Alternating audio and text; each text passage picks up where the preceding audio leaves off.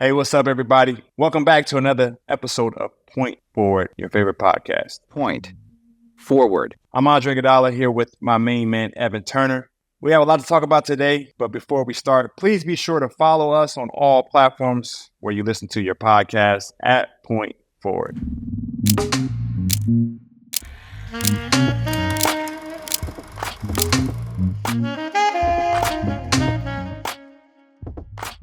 Today's episode, we enjoyed a conversation with two very interesting gentlemen. Brett Winton, Chief Futurist from ARK Invest, joined us for this week's edition of Money Moves. House of Strauss creator and sports journalist, who I got to know a little bit while he harassed us in our glory days with the Warriors, Ethan Strauss. Point Forward is sponsored by DraftKings. Stay tuned because you'll hear more about DraftKings and all it has to offer throughout the show. DraftKings, the crown is yours. Point Forward. Do you think Ryan was too heavy? Like, I'm hearing excuses because I missed the fight. I don't think was Ryan so, too heavy? I think he's 143 pounds. At very least, you hear about Devin Haney inflating to 160 every fight day, and he's fighting at 140. So the last fight he had, he literally, that's what I'm saying. Really? So, like, I think it was more strategy because, in my personal opinion, Devin lives like a boxer. Ryan doesn't. You see, Ryan made 135 when he fought Gervonta last summer, so it wasn't like it was a big thing. I just think he learned his lesson. It's like, I don't want to feel weak. Like, I can win the fight. I just don't want to feel weak. And we never fought, but I guess, man, I'm hydracious and feeling weaker. And, like, to a certain extent, a 2 or 3 pound difference is everything. And I think one thing that Devin Haney does is he inflates up to 20 pounds. And if you ain't at that level, you know what I mean? And I think Ryan knew that a heavier weight could really affect Devin because Devin's chin has been tested tremendously at 130 and 135. If Lomachenko was any bigger, he would have knocked Devin out the same way. You know what I mean? He would have dropped Devin numerous times. Just Lomachenko was 135 fighting that man, and Devin was 160. So it was I don't think people realize that 25 pounds is a lot. I respect what people be doing. I never like when dudes drop down and be like, man, I walk around a heavyweight, but I'm fighting middleweight. You know what I mean? I'm not doing that to y'all damn near kill myself trying to drop. It's like a handicap. Yeah. So what's the next fight we need to see? Is it Shakur and Gervonta? I think Shakur. Hey, hold on. I'll say this first. When do we get in a world where in boxing where I think they're having struggles? It's like Liv and PGA is making golf worse right now. But in boxing, the problem with boxing is people think the only way you can have a successful career is if you go undefeated. Like, it don't work like that. And I think it's better if it goes in reverse. Just fight the best and we'll have I think one thing that's occurring right now, and, hats off to Ryan Garcia because he jumped right back in with the one loss, was not being afraid to take the fight. You know what I'm saying? You see guys try to step up and do that, tremendously. But I think one thing that he's done with this win is go from, killing that narrative of, not being able to be a big draw without a perfect record. But then at the same time, throwing Devin Haney, still a champion, one of the best pound for pound boxers in the world, in that water to, freely swim and be like, already got one loss, I can take another and, chase Tank or Shakur. But I think, this foursome is going to be pretty crazy in the next couple of years. I'm happy for Ryan. He's going to go back and do that rematch. At very least, you'll probably see a trilogy with them over the course of this year. And then from there, I feel like the winner of that gets Tank. But I feel like you already seen Tank and Shakur already shout out Ryan. He said, "Give me my Tank." Was like, "Yo, get my fight house ready." Basically, like my camp will be ready, man. You earned your shot. But who was Shakur fighting? Man, I forgot. Shakur's still on the outside. He had that Devin Haney. He had the opportunity to fight Devin Haney like a few months ago, but he turned down a fight due to the purse. But I know for sure Devin was trying to get Shakur was trying to get a Devin. But it sounds like Ryan's wanting to fight anybody. So I feel as though if whoever's holding on with Devin, they'll both go after Ryan and get that big payday. For sure. Yeah. Okay. Copy. Well, as we talk about the top foursome, let's get into the NBA award finalists. And so DraftKings and their odds on all the various awards, and we finally have a finalist. We've been talking about it. Last week we spoke about it. Who are the finalists for, as MVP, Defensive Player of the Year, Most Improved, Rookie of the Year, Sixth Man of the Year, Clutch Player of the Year, I keep forgetting about that shit too, and Steph Curry is always on it too. And Coach of the Year. Yeah, I never thought about Dame that. is never on it. And Coach of the Year. Right. And so he's finally on it. But we've been talking about it, and so there might be some surprises. And then there's also some shoe-ins. Let's start with MVP. And so the finalists are Luka, Shea, and the Joker. Man, to be honest with you, I would, if I had to pick somebody for my MVP, I'd really love to see SGA get it. Like we spoke on last week, bro, what he's doing with that young team, the level he's playing at, I think they compared it to like the 88 Jordan season, which is one of the craziest seasons of all time. Yep. His numbers is crazy. I think even at the beginning of the year, how he started off going up against, the golden child, Steph Curry, and really setting a tone from there was really unbelievable. Especially considering when you're seeing some of these people have like such a hot flash.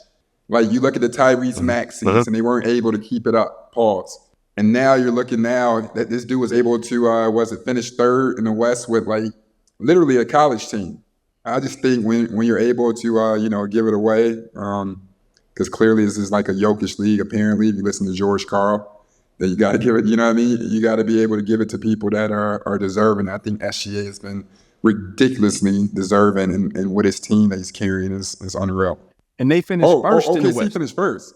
Oh, I'm tweaking. Yes. Man, get that name. Bro. Bro, get that man an MVP. I didn't even know why we were still arguing about this. That's why we had this conversation last week.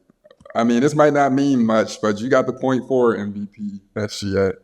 Yeah, true story. But the interesting part about that too is that New Orleans are going to test them. I believe so. My man, Steve. They went 5 minutes without a field goal in game one, and I was locked in. I know there's been a lot of discussions around basketball, around defense, and the refs can turn, or NBA can turn the water on and off on scoring. It could be 150, it could be 88, 85. But like I think the game was like, I'm watching the officials on a different level now. I'm watching them off the ball during timeouts, during reviews. Like I'm watching the refs closely now. That was a well-ref game. There was a few calls, superstar calls, but the benefit of the doubt was given to superstar. I'm fine with that. It was an interesting challenge by OKC late in the game. That was a jump ball, a 7-1 guy versus I forgot who jump ball with New Orleans. But OKC was favored to win the tip. They challenged, ended up being off OKC. New Orleans gets the ball. It was crazy. And I felt like that was a big play. But they ended up pulling the game out. But you could see the nervousness. And it got a little shaky in OKC. I mean, they haven't been in the playoffs in 5 years. Maybe it's the Cowboys they get out. And so that series, certain series, we keep it a buck. Certain series I ain't watching. Like, I don't waste my time watching this series. And I think people preview that. Like, I'm watching that series. I'm not watching that series. The OKC New Orleans series was an interesting one. Small markets. People may not be as familiar with Shea. People definitely don't know Brandon Ingram in the manner that they should. Zion's out, but that game was really good. That was a really good game, and I hope it keeps going with the battle. It was the only game that wasn't a blowout. So you say there's certain games you're not watching or series. So why is that Orlando versus Cleveland Cavaliers? Who said I wasn't watching it? No, because I watched the game. I watched the game the other day, and I enjoyed it. But I'm like, man, this game boring as hell. Like, you know what I mean? I'm like, I'm probably the only man on earth watching it. Well, I think you got two young teams with Orlando and Cleveland. Not a lot of playoff experience. Like Donovan's been in the playoffs, but has Donovan ever been favored to win a series? It's a little different, right? You want to know what's so crazy? Even you bring up Donovan, and I'm a big fan of Donovan, but Donovan was talked about and regarded, in my personal opinion at one point, how they were talking about Anthony Edwards right now. And it kind of threw me off. And now, like, I'm at the point now where I'm like, good. Like, I think my thing against Donovan was like, no, he's really good, but like they talking about like he's like young Jordan and now or like D Wade, and I feel that it fits more accurately now that they're hyping up Anthony Edwards. Yeah, but it's gonna be interesting. They get out the first round, and then they looked who's won in or Boston. They got to see Boston next. I think he's been in the league for a while on Donovan's side, and if you don't really make a large impression in the playoffs in terms of advancing and giving to your team a real shot at least getting to the conference finals. You know how the league is. Like they're going to run it up in terms of their energy behind you from the get-go. If you show some promise as a rookie, they're going to follow you. They're going to give you all the praise. They're going to build up that narrative for you. but it can fizzle out if you don't make it too far. Like if you don't see, like if you're not like one of those guys that can be like, whoa, they're first in their conference. They got a real chance of making a run at it. MVP, USA, Team USA. I mean, what Anthony Edwards has been doing, the energy he took, the momentum he took from last summer, and I think we've been saying it for the longest. We might have been first. And people call me, I'm always saying something people call hot takes. It wasn't a hot take. Like I was saying, Anthony Edwards he could be better than Dwayne Wade. Dwayne Wade's a top 5 shooting guard of all time. People were like, what? He always talking crazy. Now they're talking about Michael Jordan. Yeah, that's crazy. Well, speaking of Anthony Edwards, and you brought up like the one little thing of being able to be first in conference and all that. We look at like the MVP conversation and like look at Tatum. Don't you think he kind of got snubbed in this situation? He averaged 27, 28 per year.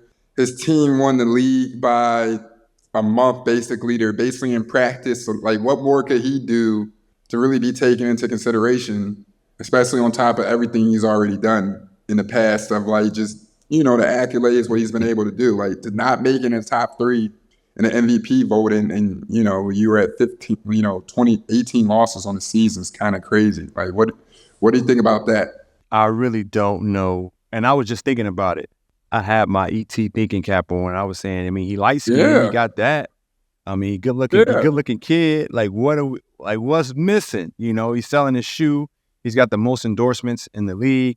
He's got his own ruffles. Like, he's doing it the right way. He takes care of the game. He plays hard every single night. Like, he doesn't miss any games. I really don't know. I mean, besides him not shooting free throws, like, I don't know. And that's a real conversation to have, because when I'm looking, I'm like, well, does winning, like, not like the James Harden thing, was like, does winning not mean anything? Like, do you keep moving a banister? But, like, he's going to keep doing his thing. But if I was Tatum, I'm like, bro, I'm averaging 28 and we're winning by a long shot. And you don't want to self-campaign, but it's like, how hard it is to average 28 on this team? We're all loaded. Pause. Like, I'm still doing my job. Yeah. So I have no idea. When's the last Boston MVP we've had? Maybe it's something against Boston. They have some killers. Yeah, I don't know. Larry Bird. Yeah, that was it. Larry Legend was the last one, maybe. Damn. You seen what Anthony Davis said the other day? You seen him finish the top 3 for the Defensive Player of the Year award. So I believe it was Anthony Davis. So they came out with the Kia, obviously the finalists for the Defensive Player of the Year award. So it's Rudy Gobert. It's obviously Wemby, and I believe the last person is Bam Adebayo. I believe when they asked Anthony Davis about it, he's like, bro, the league just doesn't like me. I've been the best defensive player in the league for a long, long time. And this year, the frustration, he's played 75 games, the dominance he's been trying to have. I mean, he's been dominating this whole year. So how do you feel about that? Especially when you look at guys like yourself that didn't make an all-defensive team for, like, until you went somewhere sexy to go do it. You know what I mean? Pick me to play Team USA because of defense. And I never made a first team all defense. Never finished finalist defensive player of the year. Like, I knew I was good at that. Like, I knew it. I think with AD, it's the Lakers thing. And I'm going to be honest, it's like, playing for the Lakers comes with a different type of, narrative and being under that microscope. Anthony Davis had an amazing year. Yeah. He had a great year, and he'll have 33 and 18, and they'd be like, AD, that's what you're supposed to be doing. And I go back to, like, Moses Malone. He said, man, I averaged 33 and 15, and I was making $200,000. They gonna give me $1 million. What you expect me to do? I can't do no better than this. And they acting like it's just supposed to be, like, on command. Like, how good the league also think, I guess, is the result of, I feel like 8 years ago or 10 years ago, Charles Barkley looked crazy. It was like, in 5 years, this will be the best player in the world.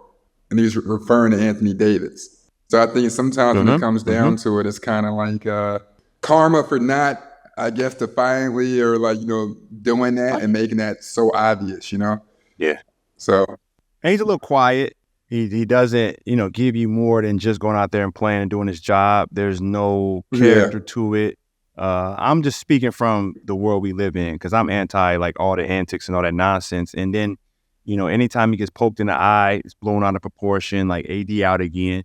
Like you said, he played 75 games this year. Like, what are we talking about? Like, I agree with that sentiment. Like AD controlled the entire paint. He had the Dwight Howard effect, and people don't understand that. It's almost like, you see the player rankings. You saw the recent player rankings by The Athletic, and Kyrie Irving is always the most skilled player that we've ever seen. Yeah.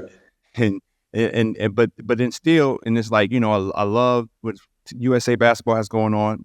Grant Hill's one of my favorite players of all time, top 3, top 4. But Kyrie didn't make the USA team, and I feel some type of way about it. I think there's supposed to be a certain level where like you don't get judged, but you're able to call and be like, hold on, bro, who the fuck is you button? You know what I mean?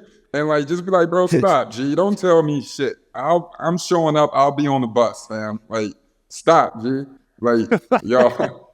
You talking about the same like thing where people were screaming my name and I could play 8 or 9 years ago and I'm still that dude? Like since then, Kyrie has shot 3 seasons in 90, 50, 40. With all due respect, G, that's why God didn't make me that cold. Because do you know there's no such thing as Grant Hill calling me telling me I'm playing on Team USA. No, I will. It's in France this year. I will be there. It's in London. I will be there. It's in Japan. I will be there. I'll be like Diana Taurasi. It'll be like my 87th tour. I like it. I'm not placing on the blame on Grant either, because I think there's more than that. No, but I mean, I'm joking. I'm really joking. I think Grant voted for him. To be honest with you, if your boy Steve don't do what he's supposed to this year, I'm a vote to have Brad Stevens as the all-time coach. So tell your mans, all right?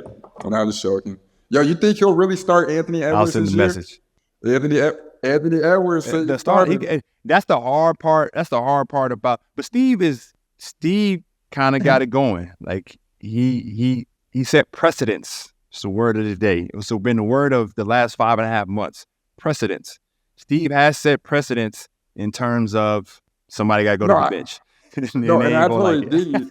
Yeah, but then like when you break it down, you can set precedents, and it got to work. So you see the most improved player list. You peep that, bro. We totally forgot about somebody, and I apologize to him because he the coldest. Got it. Sengun. Oh, he's got so it, man. Cold, G. And this interview is funny as hell. He cold.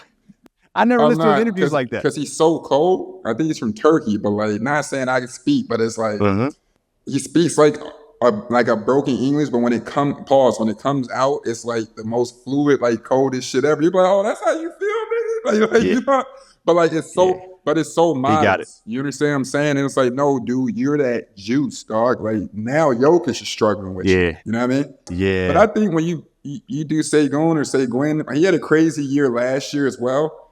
Shout out to him, but I still think my man Kobe White is someone that should be, getting to that level. Tyrese took off though. Tyrese, man. I forgot. I mean, Tyrese was so good that we didn't even have him in the discussion. You're absolutely.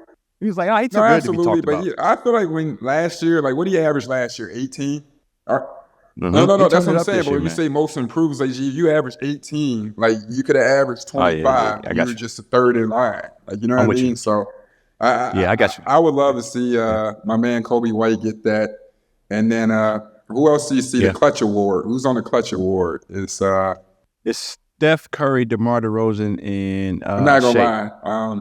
So you got to give it to Shea, but DeMar did hit a lot of big time shots this year. G, like the 22. Yeah, he did. Yeah, the 22 games the Bulls won. He hit 15 game winners that year. No, I agree. Who gets the Defensive Player of the Year award? We talked about AD, who didn't make the finalists, but I mean, who we giving it to? I personally, to be honest with you, I want to give it to Wemby. Like, I think it's a big difference in what he's able to do. But we spoke about the Athletic earlier, and they did like an anonymous player poll, and somebody had on there as the most overrated out of 128 player votes was Rudy Gobert. No, I don't like that poll only because, to the players, to the guys, but, I'm holding our guys accountable. But, players, we should only do our polls and we should only release them internally. We should never give our player polls out to anybody else. Like what the GM said. Like what the GMs do, but they do kind of publicly. But no, I'm totally correct. Like we can release it publicly ourselves, but we're not giving it to any other. No, I think that's just a result of the NBA season kind of the headlines somewhat getting repetitive, and then too much access for a nerd. You know what I mean? And then from there you take that in the streets. Story. But to each their own. One thing, not just saying underrated, but always respecting people, the players vote the MVP. You know what I'm saying? Like a couple years ago when we did the NBA Players Award, and I think James Harden didn't win league MVP, but he won the Players Award MVP, and I felt like that spoke volumes. Yep. And even, I guess, in this year, even though it contradicts what we say, the players, Jokic got 126, which is crazy. So that's something to really tap into. What about Coach of the Year? Who you got for Coach of the Year? I'm giving it to Mark. I don't even know how to say his name. Doganaut? Yeah, buddy from OKC, G. Yeah, that's an understatement, man. Shout out to Chris Finch. Oh, Jamal Mosley, bro.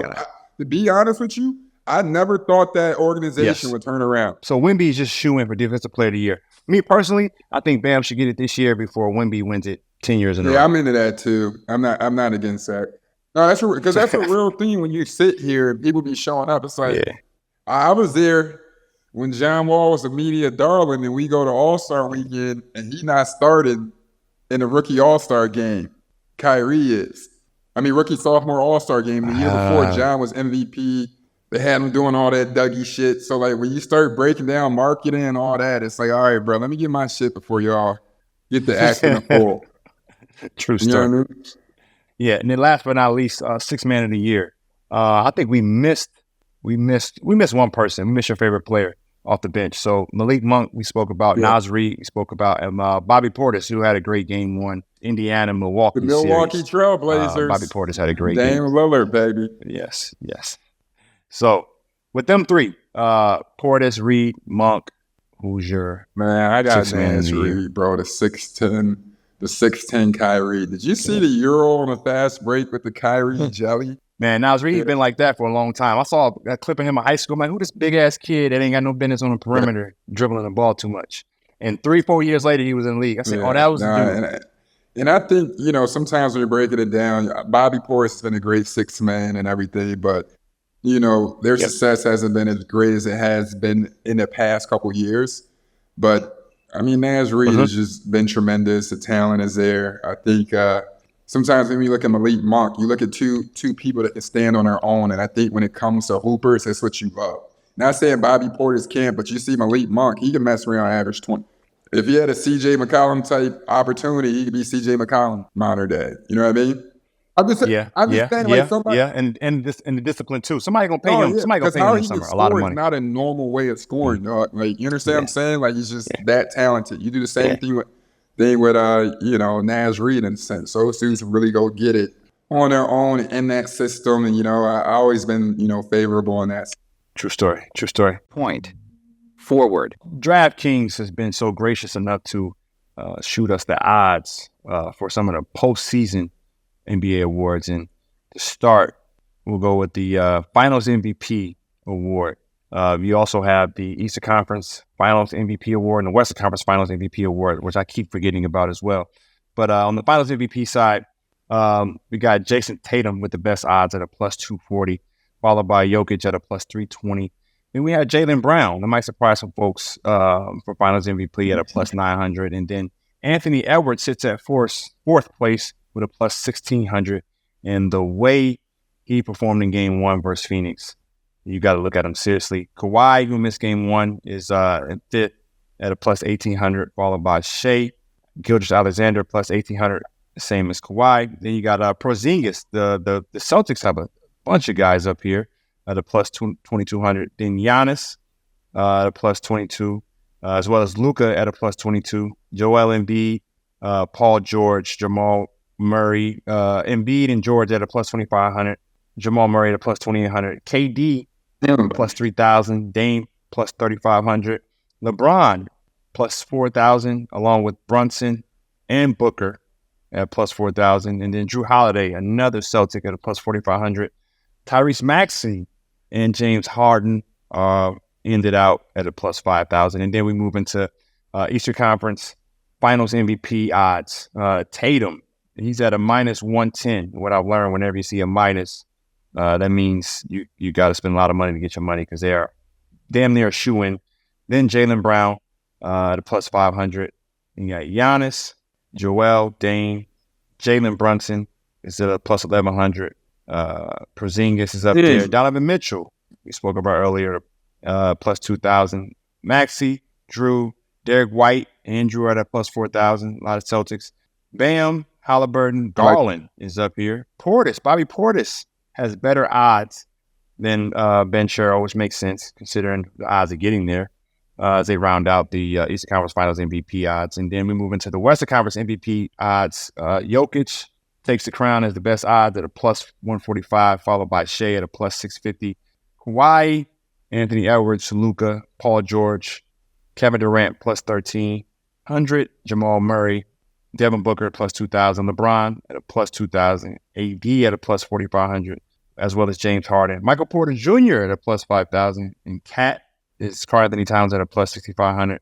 Aaron Gordon makes a list, and so the Denver Nuggets have the same as the Boston Celtics in their effect on their essentially starting five, having great odds, and then the great underrated Kyrie Irving rounds it out at plus 7,000. So those are your postseason odds. Point. Forward. The 82-game preseason is finally in the books, and it's finally time for the real season. Don't miss out on any of the NBA playoff action at DraftKings Sportsbook, an official sports betting partner of the NBA. From the play-in tournament through the finals, DraftKings Sportsbooks has you covered with same-game parlays, live betting, odds boost, and so much more. Download the DraftKings Sportsbook app and use code POINTFORWARD. New customers bet $5 and get $200 in bonus bets instantly. That's code POINTFORWARD. Only on DraftKings. The crown is yours. Gambling problem? Call 1-800-GAMBLER, or in West Virginia, visit www.1800gambler.net. In New York, call 877-8-HOPE-NY or text HOPE-NY 467-369. In Connecticut, help is available for problem gambling. Call 888-789-7777 or visit ccpg.org. Please play responsibly. On behalf of Boot Hill Casino and Resort in Kansas. 21 plus, age varies by jurisdiction. Void in Ontario. Bonus bets expire 168 hours after issuance. See dkng.co/bball for eligibility and deposit restriction terms and responsible gaming resources. Point. Forward. Without further ado, a guy I got to know in Golden State when everyone decided to jump on a train and try to boost themselves up in their career using our likeness. But this guy was very, very unique and interesting and always had a different question that seemed to, he liked to rattle somebody. But I always had a respect for him because he wasn't afraid to ask any question. And when you look back, there was a method to the madness, and it was beyond just being in front of the camera and a character. He really dove deep into his work. It seemed like he cared about his work, and he's always writing the articles that, everyone's afraid to tackle, and it's a science and data behind it. So I got a lot of respect for him, and I hope that he does really well in all his endeavors. Y'all welcome Ethan Strauss. Point. Forward. We are turning the tables today. Very excited about this one. I'm interested to see how his interactions with me are, considering the interviewee abusive-like relationship with athletes and journalists. We welcome Ethan Sherwood Strauss to Point Forward. Ethan is on the Substack platform right now. Started off with ESPN as a beat writer, then he went over to The Athletic, and now he is direct-to-consumer through the Substack network platform, which I have been looking at over the years, trying to figure out that business. And so I feel like we got a ton to talk about. We've had an interesting relationship. I've come to really respect you, your mind, your not just basketball acumen, your business acumen, how you've been able to maneuver in the space, disruptions in the space, how you pick topics. I actually subscribe to the House of Strauss myself. And then you had a really good interview. You had a good pod with a guy who I do not like, but I got so much great information from that pod, and new level of respect for him as well. I won't say who it was. But there. No, I'm just joking. I'm just joking. I love all my players now with the role that I sit in. But yeah, just to kick things off, kind of give us your background and then how you got to where you are now. Oh man, it's a big question, and thank you for the kind words. Well, out of college, I didn't really know what to do with my life. I was probably just going to be a lawyer because that's what people do when they're better with words than numbers. But a friend of mine said he heard about a job in the NBA. It was called media monitoring, where basically the job was you wake up at 3:30 a.m. every day and read everything about the NBA and send a memo to David Stern back then. And so I moved to New York, and I didn't know anything about anything. I just knew I liked basketball, and it was, friend of a friend.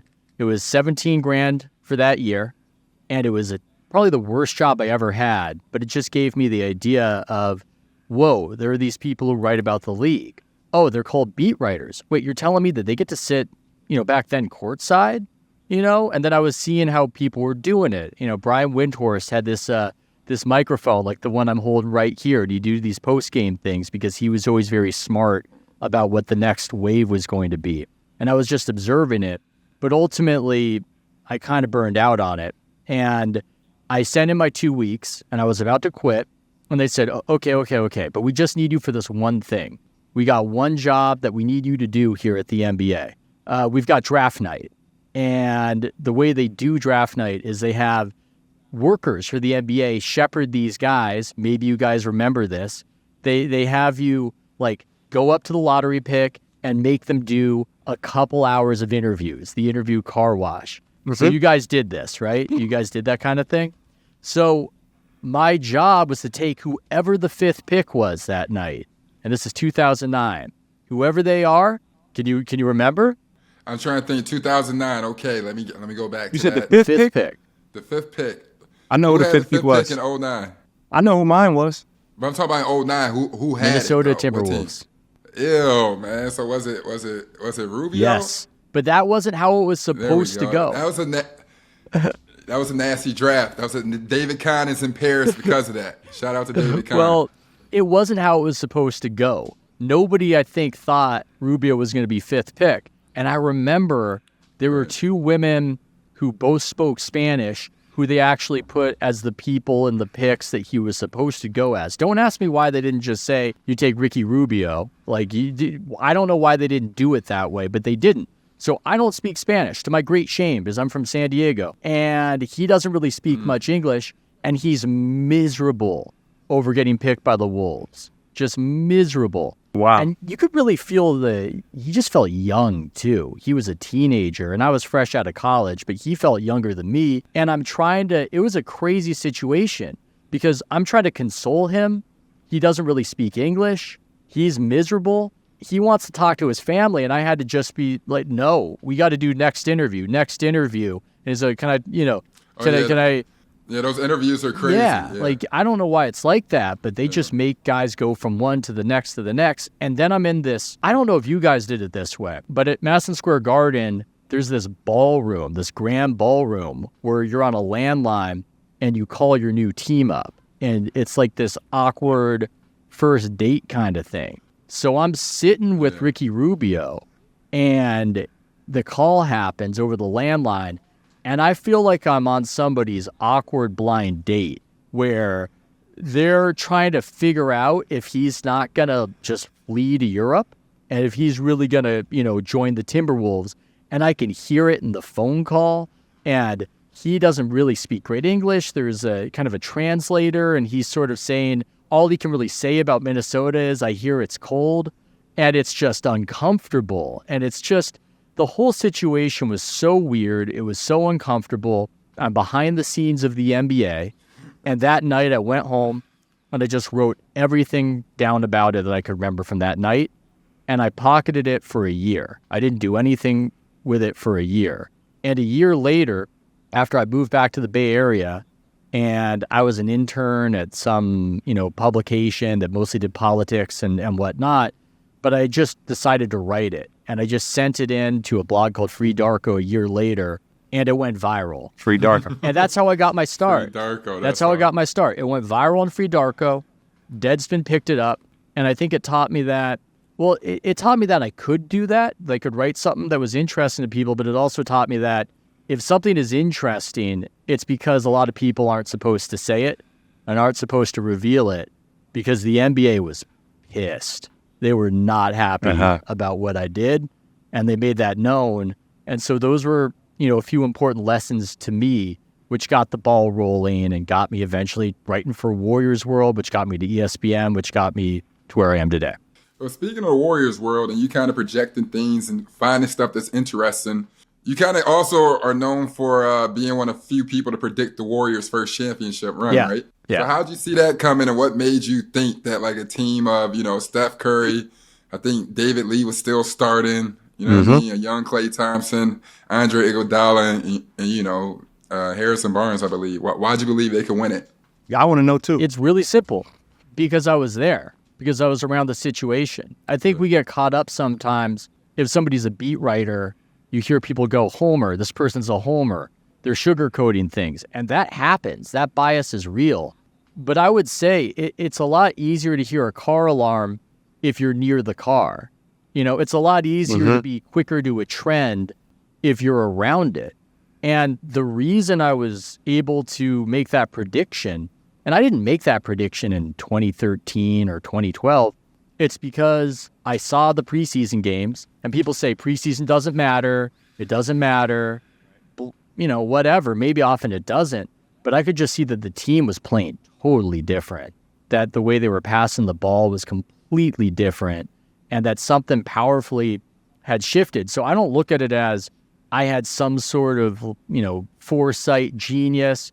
I didn't predict the Warriors to win in 2022, but I wasn't around the Warriors. I had quit by then. So, maybe I would have if I was around the situation, but that's all it was. It's that I was watching every preseason possession, and that allowed me, and it just indicated the really meaningful change. And then you go through the other thing where you're worried about people thinking you're a homer. And I had that little conversation with myself.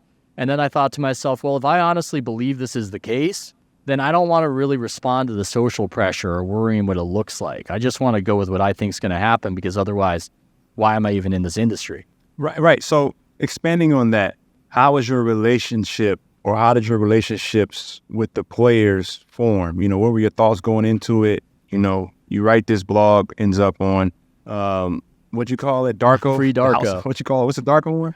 Okay, so it goes on Free Darko, and now, you're in Warriors world. You're not as in front of the players, forward-facing as normal, but now you're with ESPN. Yeah. Talk to us about the relationship building aspect as a journalist, with a big brand or a big company like ESPN, then The Athletic, and then now being an independent. Yeah, well, it's tough to reflect on because I didn't know what I was doing. I think we need to get that out of the way. I mean, I didn't come up traditionally the way Marcus Thompson at The Athletic, who's a great writer and does an incredible job, but he came up in this very traditional way of covering high school football and then rising up the ranks of the newspaper and knowing the ins and outs of how you do it.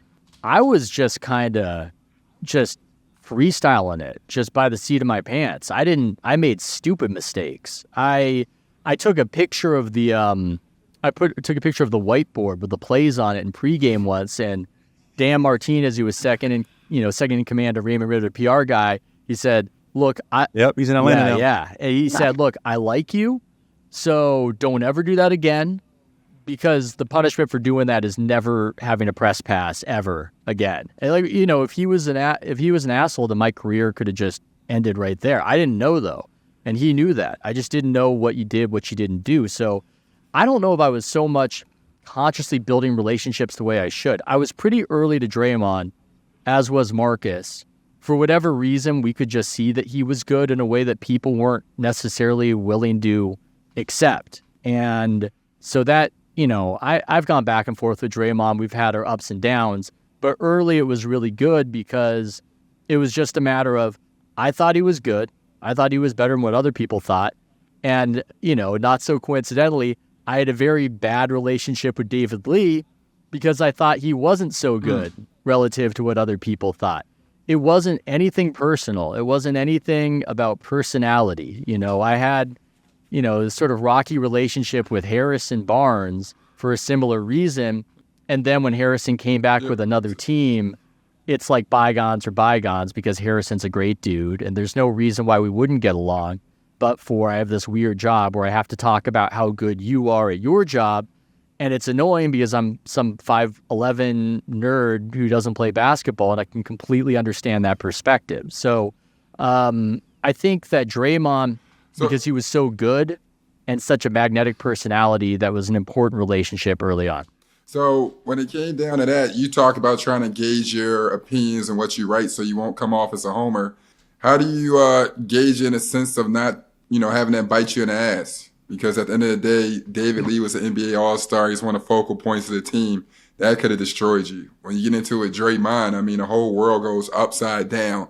That could have destroyed you as well. How did you kind of take that take that responsibility of having, some type of, class in the writing when it came down to talking about, basketball players, considering the fact you don't really have, the background or experience. Yeah. I mean, I think it has bit me sometimes. And it's the Peter Guber, minority owner of the Warriors. He says this thing that I've really taken to heart, which is there are no rules, but you break them at your peril.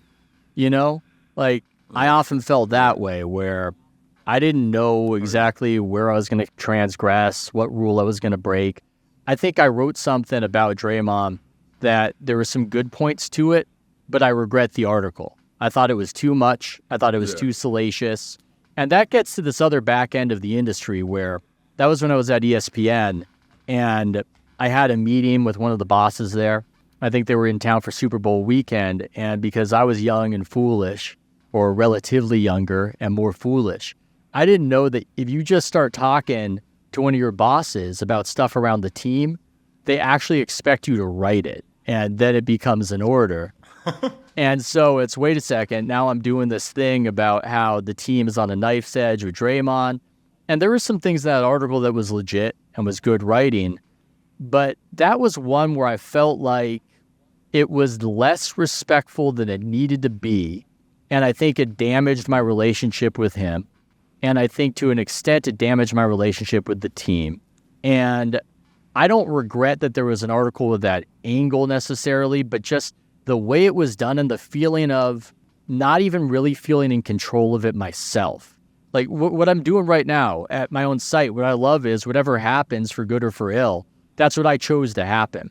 But sometimes, and I'm not trying to evade responsibility because every time you do something, it's your name on it. You can quit over it if you don't like what's happening. So ultimately it is your responsibility. But I think that was one of the first times I really felt that kind of pressure. And it was less this sense of, oh man, is the team going to be mad at me or, whatever. It's more, did I even choose this? Did I even want this to be what it is? It's tough because even when you play, you hate to be the bad guy in the locker room, but you actually know those guys. So imagine being like the beat writer that nobody knows. Like that could be, not saying nobody knows, but just the energy of being like, man, this is the only way I have an in with them. And now they're pissed at me for like a week. Yeah.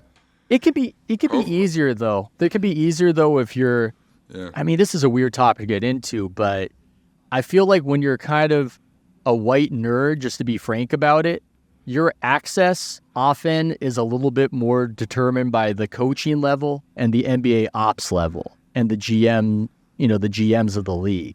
So there is that pressure. Mm-hmm. And I think everybody's both. Everybody's, some locker room, some NBA ops, if they're in that business, but it's tilted depending on what relationships you have. And so, frankly, I think, yes, there were risks to it. Yes, the team could get mad at me, but it didn't necessarily change my relationships with the NBA ops side. So in that way, I think I had it a little bit easier than some people where maybe they are more dependent specifically on the players and getting that cut off is a death sentence. Well, considering that, what do you think, as being a former beat writer who went off into his own and kind of trailblazing past, where do you think the future of the beat writers are going? Do you think there'll be more people having a bigger space, bigger say to be, become a bigger personality, or is the Ethan Strauss way the way to go? Man, it's bad. I mean, there are fewer and fewer beat writers. The beat writer used to be a real established position in the league, and there just aren't as many of them. And you wonder if that's a product of pure economics or if the industry is making a mistake. And I'm a little bit inclined towards the latter because I think there's a hunger for those stories. I was just talking to Tim Kawakami at The Athletic, and his Niners stuff is just doing numbers. And I think we can be honest about that. I don't think I'm hurting him by saying what he's doing is popular. But he's writing just classic, grounded in the locker room, talking to Shanahan, talking to John Lynch, those sorts of stories, and there's a real market for it. But for whatever reason, there's been this loss of faith that there is a market for it, and that's the first thing to go. So it's this whole tradition, it's this whole aspect of the industry that's going away, and there just might not be any 5 years from now, which to me feels like a mistake, and it feels like a market inefficiency that is getting taken advantage of in some respects. But I'm just following the trends and where it's going is not good for the beat writer. Yeah. Well, Well, what do you think? How does new media affect like the trend of the beat writer and kind of the space for the beat writer, those who haven't been in the environment or like around the locker room in a sense? Do you think the consumer is kind of being overly harsh on what they want to hear or like the level of it? Because you have people that have journalism degrees and they might be getting kicked out of a gig for a guy that, naturally play or in this situation. How you broke into the NBA of talking basketball, you know what I mean? Sometimes it's like the same thing that makes you laugh is the same thing that makes you cry. No, I think you're making a good point, and it reminds me of something that you said on one of the first episodes of this podcast. Oh, I want to hear it. What is You were talking about how you moved into a new neighborhood when you started off your NBA career, and you could almost feel that people were a little uncomfortable, some of the circles you were moving in. And you felt almost sympathetic to it because it was people that reached a certain level in life who might have been nerds in high school, okay? And here you were, the successful jock, and all of a sudden it almost made them feel a little weird about their status. And you might wonder why I'm bringing that up. I think YouTube is advantage to the jocks. I think YouTube, that form of new media, you see a lot of the podcasts that are doing well recently, a lot of the NBA podcasts, are podcasts like this. Now, why would that be? I think part of it, if we're being totally honest about it, maybe jocks are more presentable than nerds, right? So we take a visual medium, you've got that, but also more famous. You're a face. You're somebody people recognize. And so I think that is crowded in a little bit on the nerd domain of being a writer. And it's just so interesting to me how this all goes, how sometimes the nerds will create a technology like Twitter that initially really helps the nerds, but sometimes nerds will create Instagram, which empowers the jock and takes, hey, if you're good looking, you're popular, we just made this technology for you that's going to help you even more. So maybe I'm digressing, maybe I'm talking about crazy things, but I feel like recently the customer is paying more money to the jocks, and the jocks are taking some victories at the expense of the nerds, recently at least. Well, I want to break that down. So how have you maneuvered from this disruption of nerd versus jock? And I'm just throwing those words in there. I have to say that one can't be the other or vice versa. Yeah, but how have you, what's been your niche? Obviously I'm in the tech space, and, ET and I building this thing, I've been saying, like, what do we offer that differentiates us from the rest of the crowd? Because everyone's jumped into this space of creating podcasts. And so how have you created the largest basketball pod on Substack, and I think what you said, you're second in sports to a guy up in the Northwest. How have you gone into your business plan, and how has it worked for you, and then where do you plan on going in the future? It's a great question. I might be third actually because Kareem has a Substack, and I don't know if we classify him as the nerdiest jock or the greatest jock nerd or what, but he's also up there, and arguably the greatest basketball player of all time. They just don't want to talk about it. It's very interesting. It's very strange that way. But how do I navigate it? I never really thought in terms of it, in terms of how to position myself. I think sometimes it's good just to focus on what you do well and try to optimize it. You can almost figure out your strengths by looking at your weaknesses. And if I look at my own weaknesses, I go, okay, am I a newsbreaker? No, I'm not good at that. That takes a certain kind of relentlessness. And I'm not And third, Shams. Yeah, Shams. Whatever Shams has, whatever that guy has, and it is relentless. The way he doesn't even play pickup basketball because he might get a phone call. I don't want to live that life. And I'm not even saying if I made those sacrifices that I would be as good at it. I just don't think I'm good at it that way. And then you think about some other weaknesses you might have or that I might have. And I go, okay, what can I do? Well, I can write. Okay, so that's a strength. And what do people want to read? Stuff I talked about earlier, which is stuff that people don't want out there. I mean, in a way, it's a dirty business. You're going to hurt some feelings, but I'm at my best when I'm finding out something interesting. Maybe something everybody doesn't want out there. And I'm conveying it in the way I want to convey it. And that's all I'm trying to do. And my one rule for it is very simple. I need to be interested in it. I don't think a lot of writers ask themselves that question. I mean, it's a very basic question. It's so basic. They get so into I'm working on this story, I want to do this story. They don't step back sometimes and go, am I interested in this? would I be interested in it if somebody said it? It's very key. It's very key. Michael Lewis, I remember I heard an interview with him, and he was being asked about Moneyball, and he was like, how did you know? How did you know this would be so big? And he said, look, nobody indicated to me that the Oakland A's and what they did with calculators was going to be the biggest best-selling sports book ever. I was just interested in it. If you're interested in something, you can make somebody else interested in something. Maybe they won't be. But what about the algorithm? What about the algorithm? I mean, Because that seems like that's what everyone's chasing. that's a path to death, because the problem with chasing the algorithm is that they change the algorithm. They're not going to change the algorithm of what an interesting story is. Like that's eternal. That's the Bible. That's just as long as we've existed, we want stories. So you need to come up with a good story and maybe get smart about what keywords to use, what kind of title to use. There's a guy who actually basically stole my whole story on Steph and Nike and the PowerPoint that went wrong and got 14 million views on YouTube. I say stole tongue-in-cheek. I'm not mad at him. I'm more impressed with that particular game on YouTube. And he has all sorts of tricks of the trade of like how to get the algorithm to click on you. One of them is to use a blurry thumbnail because then it looks more like a candid photograph and that looks more authentic. He knows all those tricks of the trade. And yeah, that can be important. I just think at its root, I'm going to be okay as long as I have stories that somebody would want to use like that. And I've got to have confidence that I'm going to be able to do it and do it again and not worry so much about everything else. As long as it's a good story, then I can eat. That's how I see it.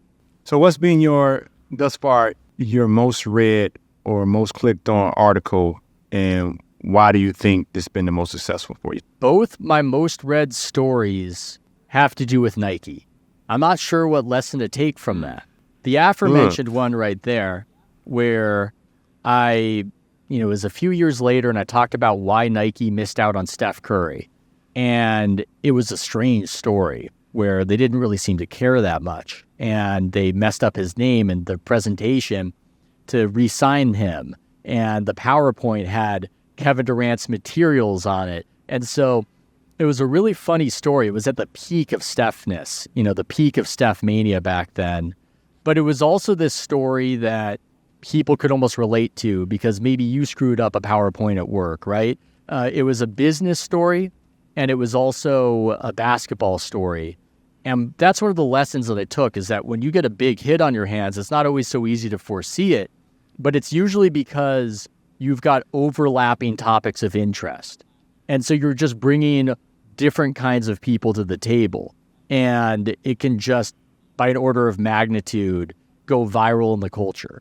So that one about how Nike lost out on Steph, that did really well. And then to launch my Substack, I wrote how Nike had changed their advertising and some of the business ideas behind that and cultural ideas behind that, and how they were a very masculine company that was selling 2/3 of their apparel to men, which is unusual in the apparel business, and how they had really changed their messaging to appeal to women.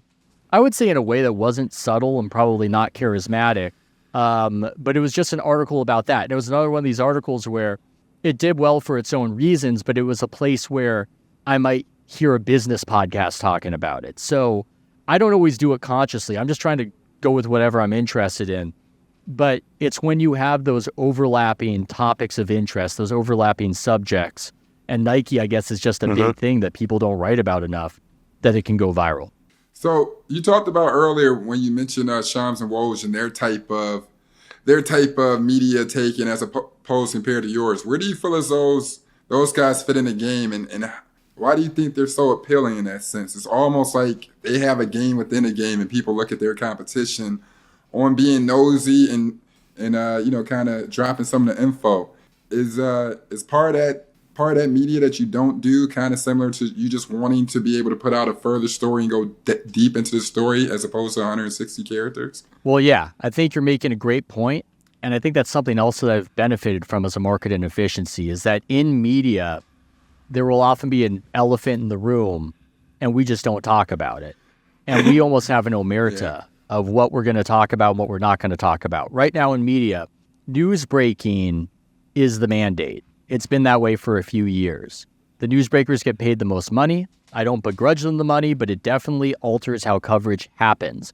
Once the biggest mandate is news breaking, then you're not saying certain things. You're not telling certain stories because of it. So it matters that this is the big chase between Shams and between Woj. It totally alters what they're doing, and I'm somebody where I'm willing to talk about it. And then connected to that, I think I talk about how agencies are a big part of what happens in the NBA. You know, we've got a strange situation happening where a lot of journalists are editing the main characters out of the story at the behest of the main character, right? Because there are agents with juice that are getting certain things done behind the scenes, and the journalist wants the agent to give them the info to break the news first, so they don't even talk about how these agents are really... I mean, when Dan Fagan was basically running the Mavericks, I think that's a very interesting story to a Mavs fan, now isn't it? So some of those stories have done really well for me, just behind the scenes of Shams and Woj. But to what you're saying as to why is that one interesting, I think there's a lot there. If we go to eternal stories, old world stories, Bible stories, I mean, you've got the teacher, you've got the student, they hate each other. The whole thing is very made for TV. And so I'm one of the few people who actually talk about it because I guess I'm just positioned to, and it does well. Yeah, how do you feel about that coming from a situation like Honor Amongst Thieves? Because I always use this. Bobby Knight says journalism's one step above prostitution. So I know there's certain levels you don't want to go to and you do, but then when you look over, you're like, kind of like the Young Jeezy thing when he's talking to Nia Long. Like, all right, bruh, that's nasty work what you saying, but rock out. So like when you look at Shams and Woj, you say like, damn, G, now this is why the players don't fuck with us, because you two nerdy bastards just put your nose up anybody's ass and drop some info. You said it. I mean, you said it, not me. Yeah. Well, we're going to clip it up. Just make sure you collab post, all right? I mean, Bobby Knight's not wrong, and I've definitely felt myself on that line, you know, of it's the pressure of it. You feel that pressure to produce, and it puts you in morally compromised situations. I remember Steph had liked something on Instagram, something negative said about an opponent. I can't even remember what it was or what the context was. And I was in the locker room pregame, and I'm asking him about it because the ESPN news desk wants that story. And I just hated myself so much in that moment. I could see the disdain in his eyes for me. And what was even worse is I knew I earned it. And so I look at it sympathetically in a way because, man, you just got to, it's a tough business. Media is a tough business. It's show business. You've got to do what you've got to do to survive in it if you're in it. But it's very difficult to maintain your standards and your morals, as you're saying, and especially if you're in the news breaking, because once again, your main mandate isn't to be the most accurate person talking about what's in the NBA. It's to have the info out first before everybody. Now, how do you do that? In many circumstances, it's taking care of the agent who's giving you the info. And I didn't even talk about the other aspect of it, which is that, I mean, one of the major agencies represents most of the people at ESPN NBA and a lot of the players. I mean, this is a maybe tangent to that conversation, but I mean, you just will not hear a lot of negative things said about guys repped by CAA. I don't say it as a criticism of CAA. I think if I was a max level NBA player, I might sign with them because I go, they're just going to say great things about me on ESPN. It's a pretty good deal, but it's a dirty business to what you're saying. And, you know, fortunately I can make some money off that. I attribute that somewhat to the individual who isn't a household name. If you go back and do the research on him, and I think, were you on Business Breakdowns or Acquired? I was on Business Breakdowns. You were on Business Breakdowns, and so I remember you giving your story, your backstory, and it was talking about the NBA, the history of the NBA, and where it came from. But I recently listened to something on Larry Kuhn. Now, you know that name, right? Mm-hmm. And how he brought in the whole swath of nerds, as you call them, that just are so interested. or diverse nerd. It's so interested in another aspect of basketball. And so now we've never had anyone speak on the laws of a league. But when Larry Kuhn came along, just because he was interested in it, not because he wanted a job, like he still hasn't been paid for this, and he offers a class for it, where that's not, he can get paid for that. But now analytics, a lot of guys are getting that job, and how that's taken over basketball a little bit. Have you done any research on him, or any connection there, or any ways that he's inspired you? Because I know a lot of folks don't know that name. Oh, no, I know Larry. I can't do what Larry does. I'm not a CBA expert, but I actually think the analytics people, their power is declining maybe. I think the jocks are winning. I think that might be the theme of this podcast, because there's Hawkeye. I like that. Jocks are winning. That's the news I'm here to break. The Hawkeye technology that gives everybody the stats on what's going on out there with motion capture technology, they shifted to Hawkeye from Second Spectrum before. Now, why am I telling you this? It's been a disaster. They had to bring Second Spectrum back, and all these analytics guys are on calls with the NBA, and they're just yelling at the NBA league officials to fix it, and they're so angry because if you're an analytics guy and the numbers are all screwed up, this is adding hours and hours to your workday, and it sucks. But they don't really seem to have the juice to just get it fixed like that. And the GMs I talk to, they go, yeah, we want it fixed. We don't like that. We want it fixed, but, it's not the end of the world. I kind of think that there was this big analytics moment and feeling as though people with those sorts of skill sets are going to take over everything. But I think water has reached its level, and now you have a mix, and there's an understanding that you need both kinds of people, and you see a lot of former players hired as coaches. It just seems like there's more of a sense that that's not completely the way to win. That's not completely what it is. I think the distinction I make using nerds, instead of nerds versus jocks, I think I call it nerds versus cowboys, for coaching styles, for coaches. Like a cowboy is somebody who's bold and has charisma and has rapport with the players. I feel like cowboys in the coaching ranks and even in the GM ranks have been gaining, and nerds have been losing. And that's just what it's been the past few years. Well, speaking of which, you say using nerds in a certain sense. I want to ask you something about the current Warriors, because Dre won't give me a real answer. So since you predicted them prior to going on their dynasty run, what do you think of them currently? From Draymond to Klay Thompson to is the dynasty over? And if not, what do they need to do to win another championship? And let me mention before you answer, you are the author of The Winning Machine, the Making and Unmaking of the Warriors Dynasty. So I want to give that pretext before you answer. Yes. Well, Andre's the guy who has me gun shy about the question you asked, because I went on the radio. No, you're free to speak freely. I went on the radio after Klay had his second big injury, and they asked me the question you're asking me.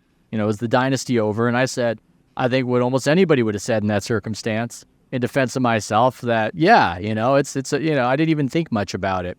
And then a year later, I've already moved on to Substack. I think I've washed my hands of the Warriors. I made it a point of pride to basically, get a following and make money without talking about the Warriors.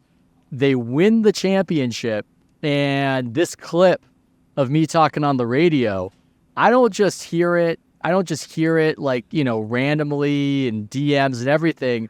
Andre put it up on his Instagram. I was part of a parade of losers and idiots who buried the dynasty when it still had some life in it. So he has me gun shy about the whole thing. I guess I will split the difference and say, hey, no Andre, no dynasty. How about that?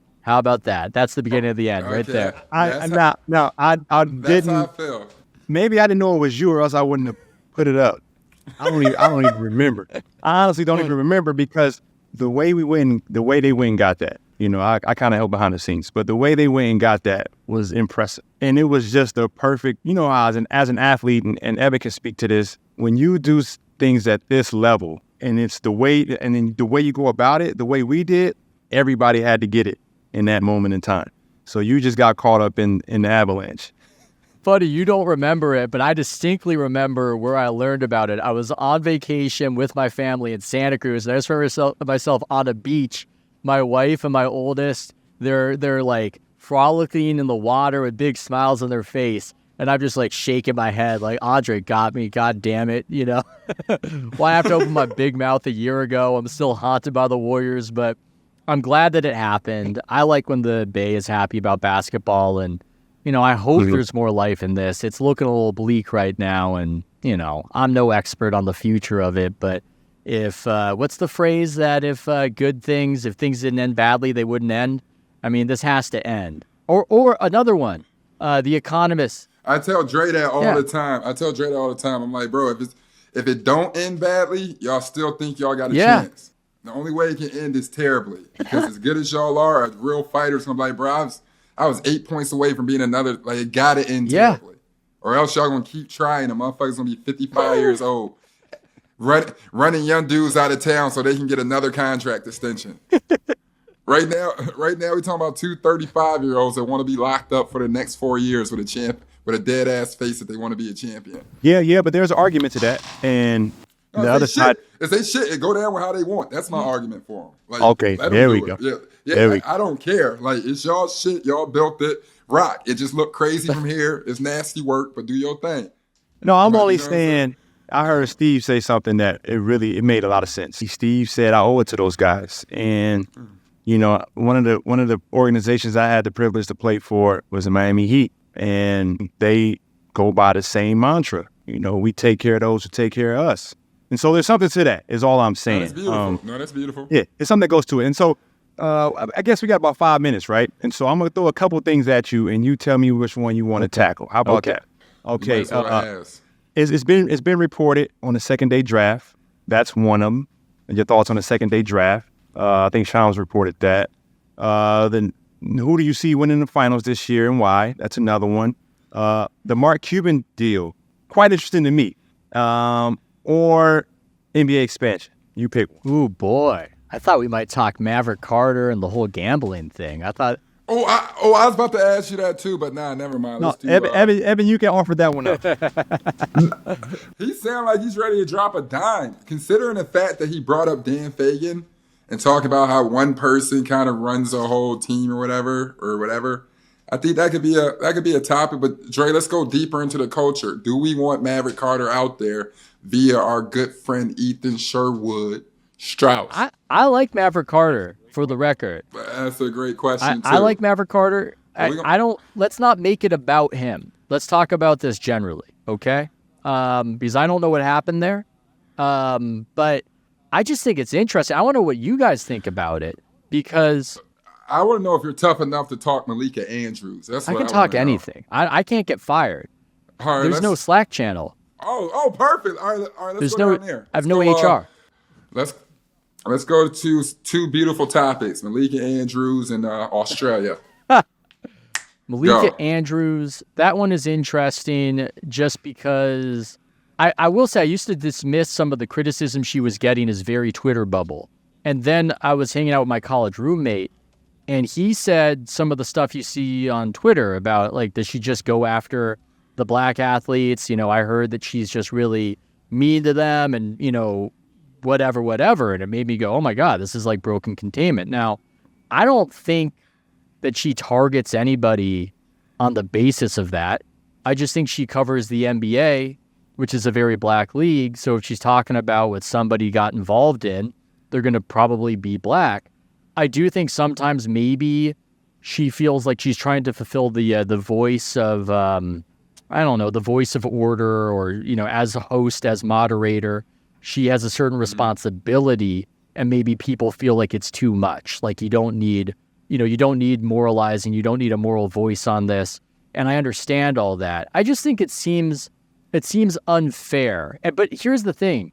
It seems unfair, but it almost takes on a life of its own. And it's sometimes you wonder, is this even about the reality of what she's saying, or is it just a good joke prompt? Is it good, as a kind of a launching pad for a meme? So that's my feeling on it. I don't like seeing when they talk about her, I don't know if it's husband or fiance to be, throwing that out there. That aspect of it feels very ugly to me. But Yeah, I think it's, I don't think it's fair, but the problem with the internet is nobody's in charge of the scale of it. Nobody's responsible for the scale of anything. It's just kind of out there collectively, and there's just nothing you can do about it. So sometimes, unfairness happens, and there's just nothing that can be done about it. That's my take. Well, Ethan, I really appreciate you jumping on.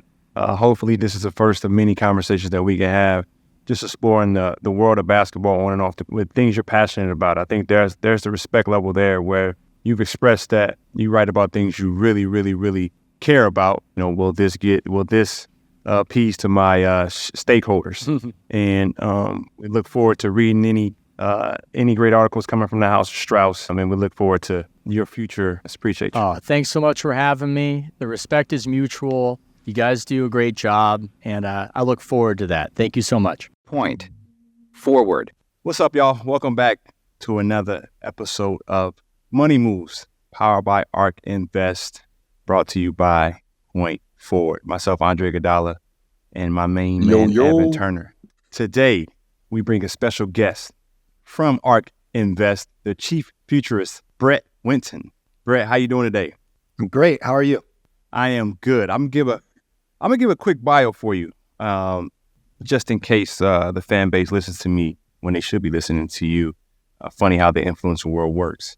But you joined ARK in February 2014 after working alongside Kathy for 15 years. Your time at AllianceBernstein, and as chief futurist, you drive ARK's long-term forecast across convergent technologies, economies, and asset classes, helping ARK dimension the impact of disruptive innovation as it transforms public equities, private equities, crypto assets, fixed income, and the global economy. You also serve on the ARK Venture Investment Committee. Want to talk about that, as I am on an investment committee, and just learning your value when you do join committees. We got a lot of NBA players who are getting into the venture world or PE world as partners. It's been very interesting. Kyle Kuzma.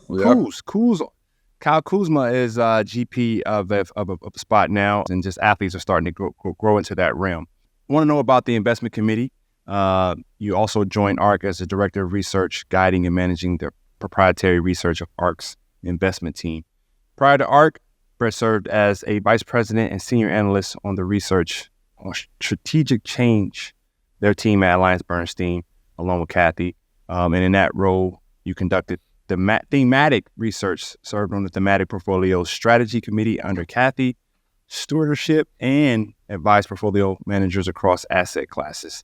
Your research topics included global energy in the face of carbon dioxide regulation. I have an amazing story on carbon outputs I want to tell you about. Hear it. Also social media and the rise of Facebook. That's interesting. I want to hear your take on sports. We got a lot to talk about. And the reformation of the financial services landscape and the emergence of electric vehicles, which we will definitely get into. Brett, you earned your Bachelor's of Science in Mechanical Engineering at MIT, Massachusetts Institute of Technology. Welcome to the show. You have an Hall of Famer's resume, so congrats to that as you continue to build. Thank you. Happy to be here. Thanks for joining us. One thing, obviously, we were down at ARK Invest a couple months ago. We were able to meet with Kathy, and we had a great, run-in with everybody at the ARK Invest office. And they sing your praises numerous in high form. And we were wondering, once we were sitting with a chief futurist, we were like, that's dope, but what the hell is that? You know what I mean? So explain to us, what you do over at ARK Invest and what the, title of chief futurist is, and, how you really are really setting the tone and trailblazing. Yeah, at ARK, we really focus on identifying transformative technologies, and that requires us to understand how quickly they're declining in costs, and then the unit economics of different end buyers at different price points. And so the role of the chief futurist is really to kind of manage the forecasting of those technologies. So how quickly is AI declining in cost year over year? And then how big a market is it going to be? As it turns out, we think AI software is going to be a $13 trillion market by 2030. And there's a lot that goes into coming up with that number. And so the chief futurist role is really to kind of guide those top-down forecasts and then control how they translate into our expectations for the individual companies. That was probably the most eloquent way that someone could explain that and understand it. And so I have a very high level of respect for folks who can explain things to folks who don't understand their world in a manner that they can take it in and, use it going forward. True signs of a teacher. Well, I think that actually being able to explain things, actually trying to explain things, trying to write them down, trying to commit yourself to numbers is the best way to actually learn about them yourself. Hopefully I can explain it well because it's my entire life's work that I'm doing is being a futurist. And, if I stumble over explaining it, that's a sign to me, and not just at a, what do I do as a job, but at a technology level, at a company level, it's a sign to me of areas that I need to deepen my understanding. So like you said, I think the best learners are also the best teachers because they use the teaching process to understand where they need to learn themselves. Oh, no, that's legit. I was wondering, so when you're talking about the ARC Venture Fund and, obviously you helped create it, you're part of it and everything, could you really walk some of our listeners through how you be part of it and a vision for the fund and, what you see towards that future? Obviously, you mentioned a couple of fields where by 2030, you believe 30 trillion could be, generated from those avenues. So can you talk about that a little bit? Sure. So from the beginning of ARC, we've been, doing research at the technology level, and then that's required us to talk to a bunch of private companies. And oftentimes companies had come to us and been like, hey, we're doing a Series B, you should invest with us. And up until, basically last year, we didn't have a mechanism by which to allow clients to invest. And the reason we didn't, along the way, we thought, well, maybe we could do a traditional GP LP venture structure. And the reason we didn't is because we felt like it was a little bit unfair that only accredited investors, so investors that have a certain net worth, are allowed to invest in innovation companies. And so then in figuring out, ultimately we committed to doing venture when we realized we could package a venture portfolio into what's called an interval fund, which is then interval funds are designed for holding illiquid assets and they're 40 Act funds, meaning that anybody can invest whether or not they're accredited. And so that was kind of the reason we crossed the threshold of deciding to do it. And then at the individual company level and at the technology level, we have, very, I'd say differentiated expectations for how the different technologies are going to perform. And some of those expectations, you can't really find them in the public equity market. So Figure AI is a humanoid robot company that's in the venture portfolio. There's not really a comparable pure play asset in the public markets and the public equity space. And we think that humanoid robots are going to be a very big commercial category by 2030. So it's, time to put money in play now. And we didn't have a mechanism by which to do it before. Now with the venture portfolio, we do. I got a tough question for you. Are you ready? Yeah, I guess so. I'm not sure. Feel nervous. No, you're saying, the AI humanoid robots, right? Yes. And we've all seen iRobot. And so I'm not thinking about iRobot, but there have been a few instances where they all can connect to the same network and communicate with one another, right?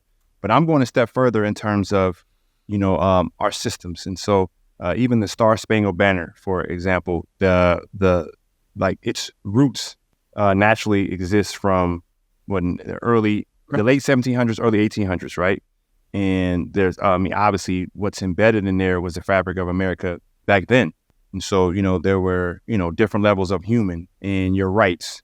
And so it's saying that when we're building AI and we talk about it, being equality across the board, so you have everyone's take on how we should, systems should be built based on the whole and not just a few parts.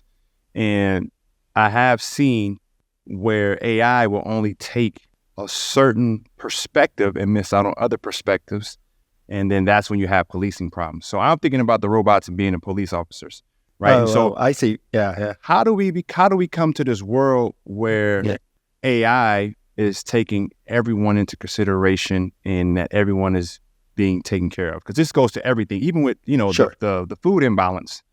There's so many people that are starving, but we waste I think, a third of all our food, like globally. Like, we waste so much food. It's just kind of crazy. And I am seeing how there's a company that you could take a picture of your refrigerator and it'll tell you what you have, and it'll give you a recipe based on what's in your refrigerator. So now we're solving for wasting food. And so that's one particular way. But on the policing side, like, how do you see us in terms of building out, government type policy and things of that nature? Yeah. So, I mean, first, like, I think the premise of your question is, like, won't an AI system that's based upon historical data just kind of like amplify historical biases that are in place and make them worse? And it's possible that it would. Like, if you have kind of the training data, like, embeds certain expectations, it might take those and, if not carefully designed, just like magnify those. Like, it's basically like, oh, people that live in this neighborhood are more frequently criminals, and therefore we should arrest them with a higher frequency.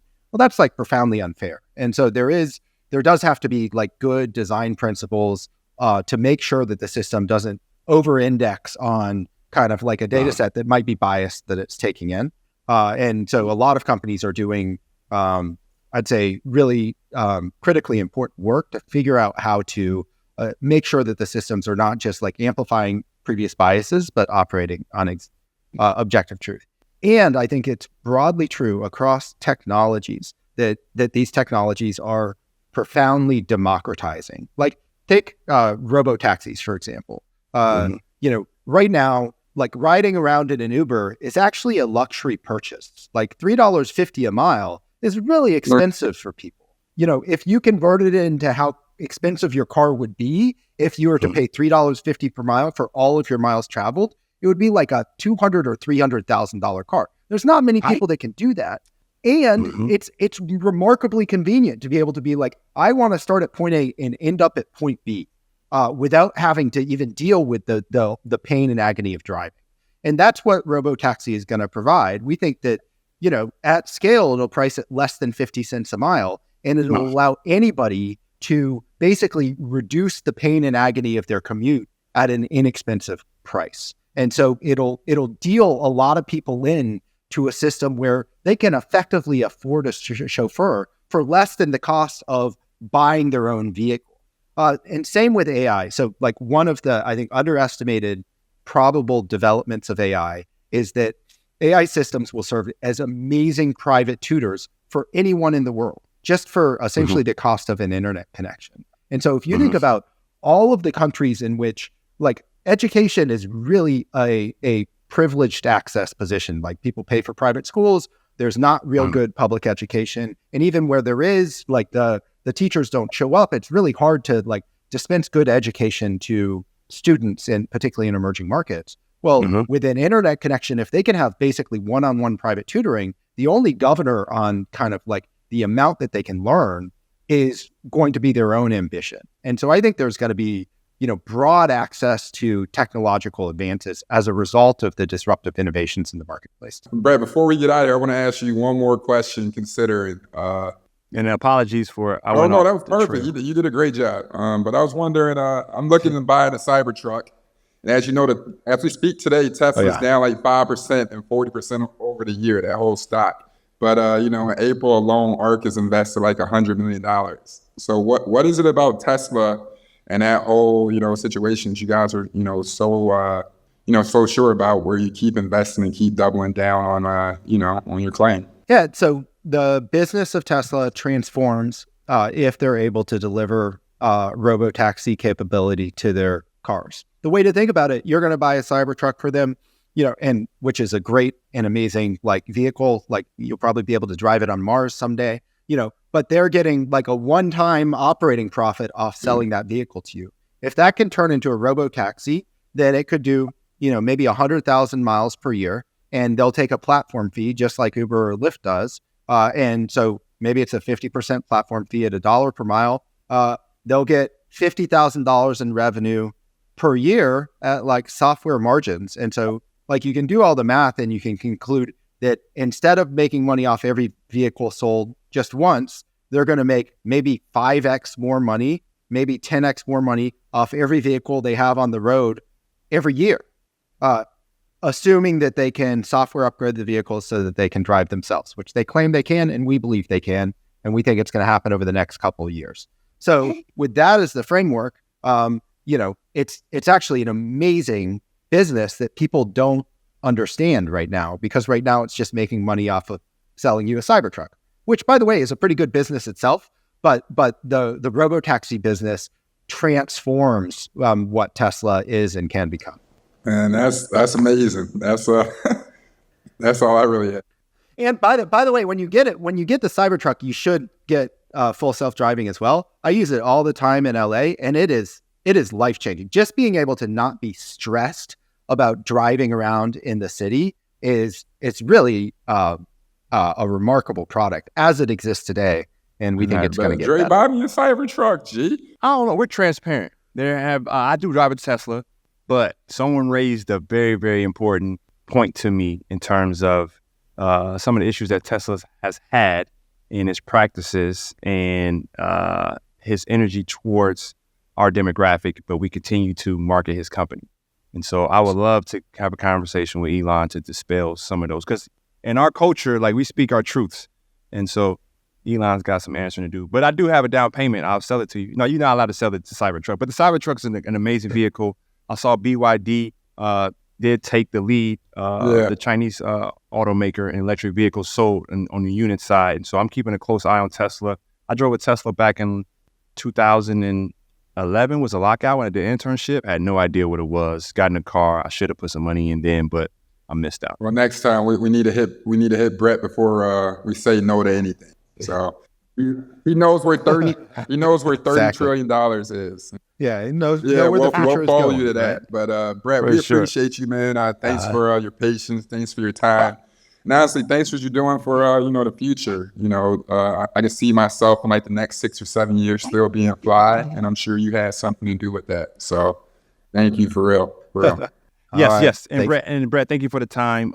Wish we had more time. Like, you just said a whole lot. Now I'm gonna go get to read tonight. So I appreciate you for sparking that educational energy. Point forward. Thanks for tuning in to another episode of Point Forward. Don't forget to follow Point Forward on all social media and subscribe to the show wherever you listen to your podcast. We appreciate you listening. See you next week.